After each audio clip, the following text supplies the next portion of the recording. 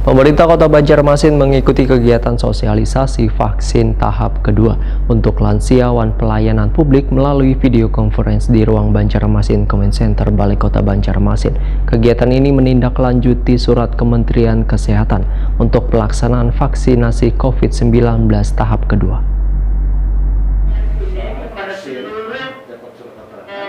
Pemerintah Kota Banjarmasin mengikuti kegiatan sosialisasi vaksin tahap kedua untuk lansia wan pelayanan publik melalui video conference di ruangan Banjarmasin Comment Center Balai Kota Banjarmasin, besukan Jumat 26 Februari 2021. Sosialisasi ini dihadiri PLH Wali Kota Banjarmasin Dr. Randas Muhyar MAP didampingi PLT Kepala Dinas Komunikasi Informatika wan Statistik Yusna Irawan SE MN serta PLT Kasatpol PP Banjarmasin Fahrul Raji.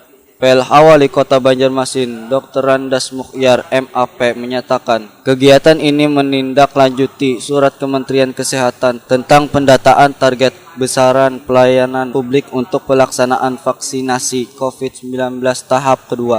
Muhyar berharap melalui sosialisasi ini seluruh tahapan vaksinasi untuk lansia wan pelayanan publik tahap kedua di awal bulan Maret nanti bisa dilaksanakan dengan lancar wan aman. Dua target yang diinginkan bisa tercapai. Sedangkan tujuan vaksinasi ini adalah untuk mendukung program pemerintah yang menjadi tanggung jawab bersama dalam upaya pengendalian COVID-19 di Banjarmasin. Sehingga Muhyar meminta pada warga agar bisa melaksanakan vaksin bersama-sama, agar bisa berjalan benar wan sesuai dengan data.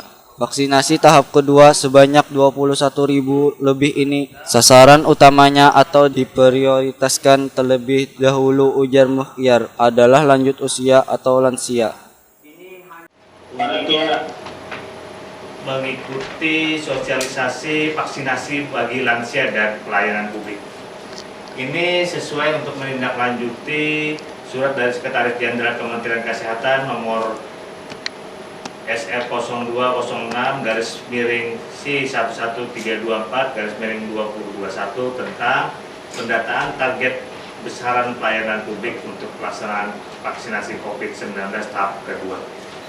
Dengan mengikuti sosialisasi ini kami harapkan nanti seluruh tahapan untuk vaksinasi COVID tahap kedua di bulan Maret bisa dilaksanakan dengan lancar, aman, dan target yang diinginkan bisa tercapai. Demikian nanti kami persilakan untuk Pak Mahli, Kadinkes untuk menyampaikan sosialisasi pendataan COVID-19 ini.